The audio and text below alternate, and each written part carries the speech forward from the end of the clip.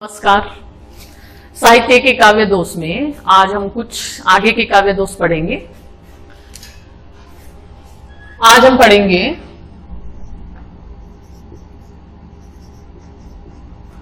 अश्लीलत्व काव्य दोष।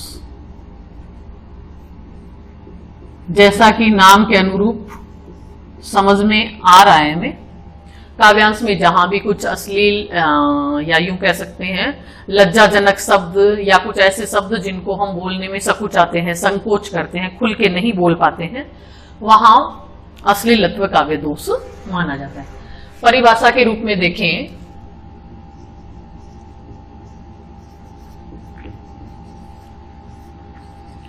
जब किसी काव्य में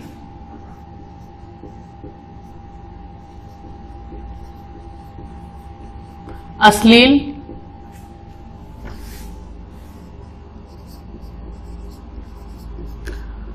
लज्जाजनक या अमंगल सूचक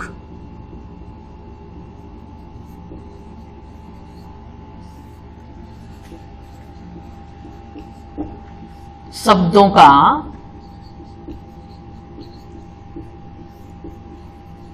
प्रयोग किया जाता है,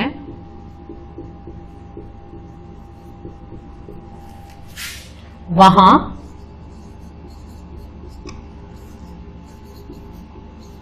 अश्लीलत्व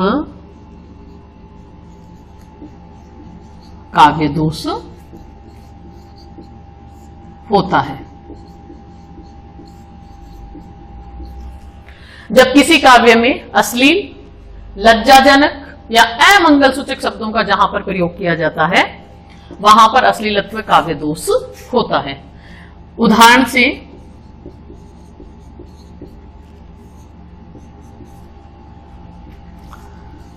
रावण के दरबार में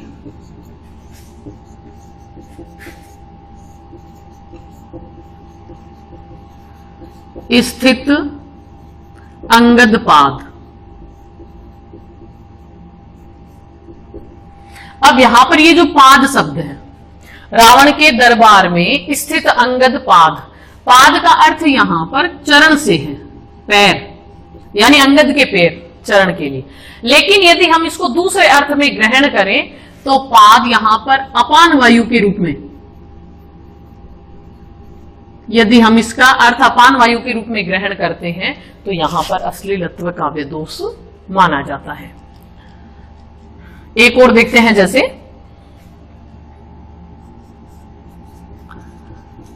लगे थूक कर चाटने,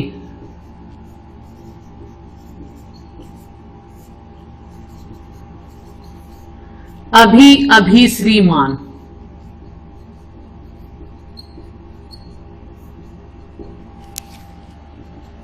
लगे थूक कर चाटने, अभी अभी श्रीमान। अब यहां पर ये जो लगे थूक कर चाटने, ये जो शब्द हैं, ये कुछ अपमानजनक शब्द महसूस होते हैं, मतलब घृणाजनक, जिनको बोलने में हमें लज्जा का अनुभव होता है, संकोच होता है। हम हर किसी को थूक कर चाटना ऐसे शब्दों का इस्तेमाल नहीं कर सकते। तो जहां काव्यांश में इस प्रकार के शब्दों का प्रयोग किया जाता है, वहां पर अश्लीलत्व काव्य दोष माना जाता है। अब थोड़ा हम ये देख लें, अश्लीलत्व काव्य दोष में जहां कोई भी ये शब्द है, प्राय जैसे यहां पर ये पाद जो शब्द है श्लिष्ट प्रकार का, यानी इसका एक अर्थ तो काव्य के जिस अर्थ में हम निकाल रहे हैं वो रहेगा, जैसे चरण है, लेकिन इसका दूसरा अर्थ भी निकलता है। इस कारण यहां पर अश्लीलत्व काव्य दोष होता है, जिसको हम अश्लील शब्द के रूप में जो दूसरा अर्थ निकाल सकते हैं। तो ये था अश्लीलत्व काव्य दोष, जिसमें कुछ लज्जाजनक शब्दों का इस्तेमाल काव्यांश में कर दिया जाता है, वहां पर ये एक दोष पाया जाता है। आगे हम पढ़ेंगे एक और, न्यून पदत्व काव्य दोष।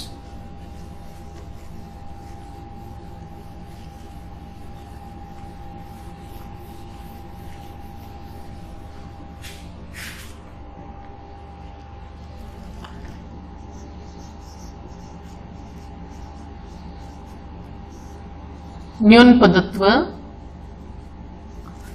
काव्य दोष। नाम के अनुरूप समझ में भी आ रहा है।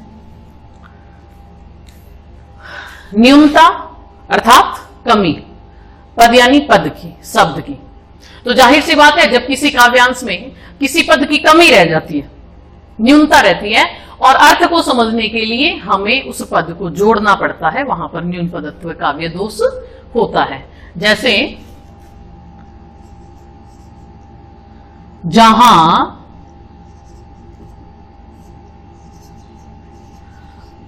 अभिष्ट अर्थ को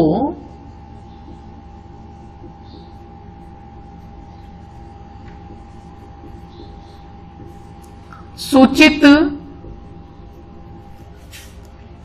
करने वाले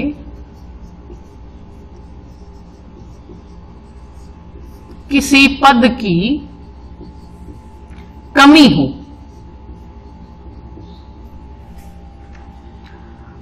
तथा काव्य के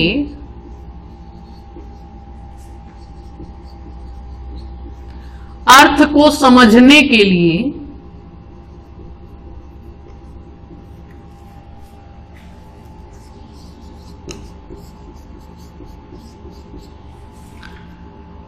नया पद जोड़ना पड़े, वहां न्यून पदत्व दोष पाया जाता है।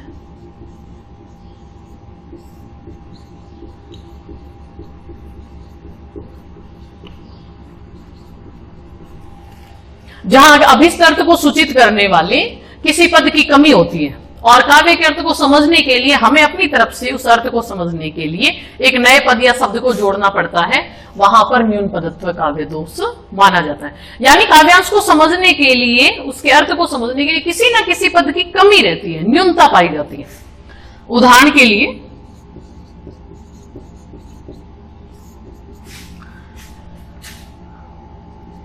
पानी, पावक, पवन, प्रभु।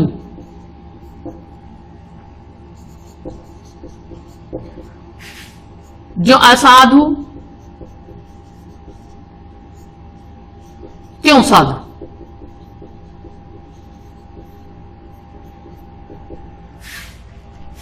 पानी यानी जल, पावक यानी अग्नि, आग, पवन यानी हवा, प्रभु, प्रभु के लिए या राजा के लिए ले सकते हैं। असाधु यानी दुर्जन लोग, साधु यानी सज्जन लोग। अब हम इसके अर्थ को समझें तो पानी, अग्नि, हवा और राजा, या यूं कह सकते हैं कि ईश्वर, इनके लिए दुर्जन और सज्जन दोनों प्रकार के लोगों के प्रति समान व्यवहार होता है। तो अब यहां पर के प्रति समान, इस शब्द को समझाने के लिए, इन शब्दों को स्पष्ट करने के लिए, इन अर्थ को समझने के लिए यहां पर शब्द की कमी है, न्यूनता है, तो यहां पर न्यून पदत्व काव्य दोष माना जाएगा। यानी पानी है, अग्नि है, हवा और राजा, इनके लिए दुर्जन और सज्जन दोनों के प्रति उसी प्रकार, यानी दोनों प्रकार के लोगों के प्रति समान व्यवहार होता है। तो के प्रति समान व्यवहार को स्पष्ट करने वाला कोई शब्द यहां पर नहीं है। इस प्रकार के शब्द की यहां पर कमी होने के कारण ही यहां पर न्यून पदत्व काव्य दोष माना जाता है। यहां पर बीच में कोई जैसे के प्रति, के समान, के सम, इस प्रकार का शब्द होता तो इसकी कमी पूरी हो सकती थी, लेकिन समानता को प्रकट करने के लिए यहां पर किसी प्रकार का शब्द नहीं होने के कारण न्यून पदत्व दोष है। एक देख सकते हैं उदाहरण, और हम कृपा दृष्टि हो जाए तो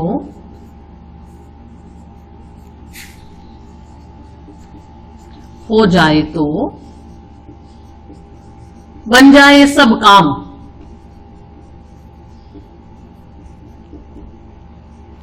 यहां हमने ये देख पढ़ा है, कृपा दृष्टि हो जाए तो बन जाए सब काम।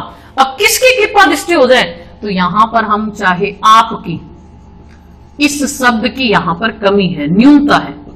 यानी यदि यहां पर ऐसा लगाया होता आपकी कृपा दृष्टि हो जाए तो सब काम बन जाए, लेकिन यहां पर सीधा इसको देकर इस शब्द की न्यूनता को प्रकट किया है, इसलिए यहां पर न्यून पदत्व काव्य दोष माना जाता है। यानी जहां पर किसी न किसी प्रकार की अर्थ को समझने के लिए किसी पद या शब्द की कमी रहती है, वहां पर न्यून पदत्व काव्य दोष माना जाता है।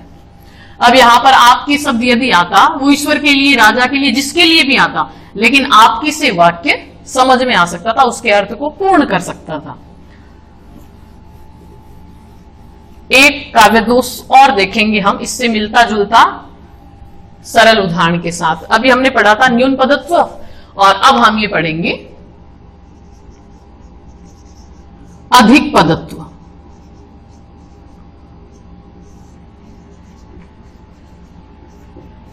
अधिक पदत्व काव्य दोष। अब जैसा कि हम समझ पा रहे हैं, न्यून पदत्व में पद की न्यूनता थी और अधिक पदत्व में पद की अधिकता रहेगी। यानी जहां पर भी किसी काव्यांश में अनावश्यक शब्द का प्रयोग कर दिया जाता है, शब्द बिना किसी कारण के अर्थ को प्रकट कर रहा है, लेकिन फिर भी अनावश्यक कोई शब्द दे दिया जाता है, वहां पर अधिक पदत्व काव्य दोष माना जाता है। जैसे परिभाषित करें इसको, जहां काव्य में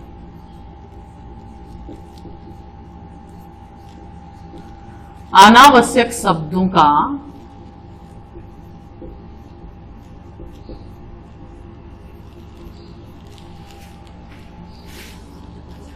प्रयोग किया जाता है,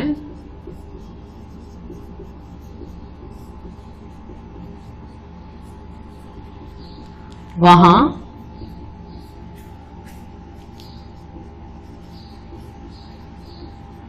अधिक पदत्व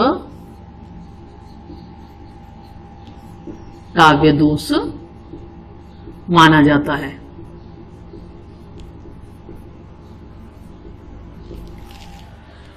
और इन अधिपदों को हटाने से काव्य की जो सुंदरता है वो घटने के बजाय बढ़ जाती है। यानी अनावश्यक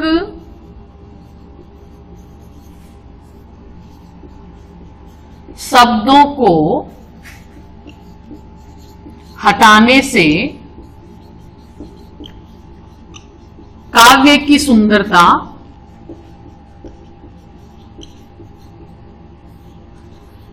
घटने के बजाय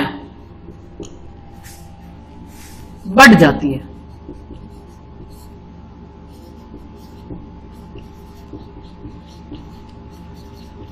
यानी ये जो भी अधिपद रहेंगे काव्य में, तो काव्यांश से इन अधिपदों को हटाने पर काव्य की सुंदरता घटती नहीं है, बल्कि काव्य और भी सुंदर बन जाता है।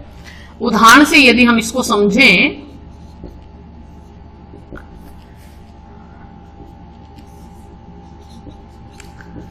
अवगुंठन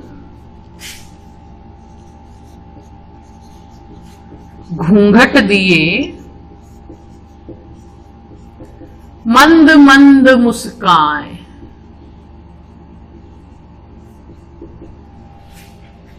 अब यहां पर यदि हम देखें तो अवगुंठन का अर्थ होता है घूंघट।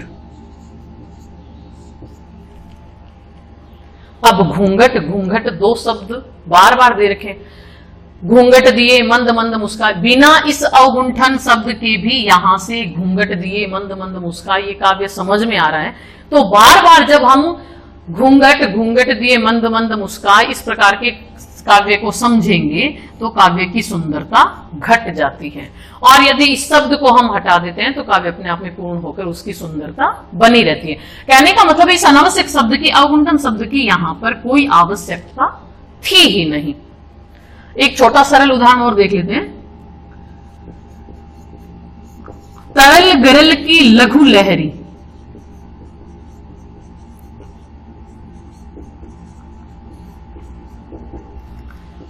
तरल का अर्थ हो गया द्रव।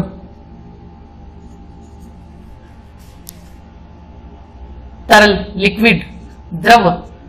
अब यहां पर गरल का अर्थ है विष। तो विष तो खुद क्या होता है? द्रव ही होता है। अब यहां पर तरल गरल की लघु लहरी, तो द्रव विष की लघु लहरी कहने का क्या औचित्य है, जबकि यहां पर गरल से सीधा विष तो द्रव ही होता है, इस तरल को अनावश्यक यहां पर प्रयोग किया गया है। तो कहने का मतलब है अनावश्यक शब्दों का प्रयोग जहां पर किया जाता है वहां पर अधिक पदत्व काव्य दोष माना जाता है, यानी इन अधिक पदों के बिना भी काव्य की सुंदरता बनी रह सकती है। तो आज हमने ये 3 प्रकार के काव्य दोष पढ़े हैं, अश्लीलत्व, न्यून पदत्व और अधिक पदत्व काव्य दोष। आगे की वीडियो में हम फिर मिलेंगे इजी ट्रिक और सरल उदाहरणों के साथ। तब तक नमस्कार, धन्यवाद।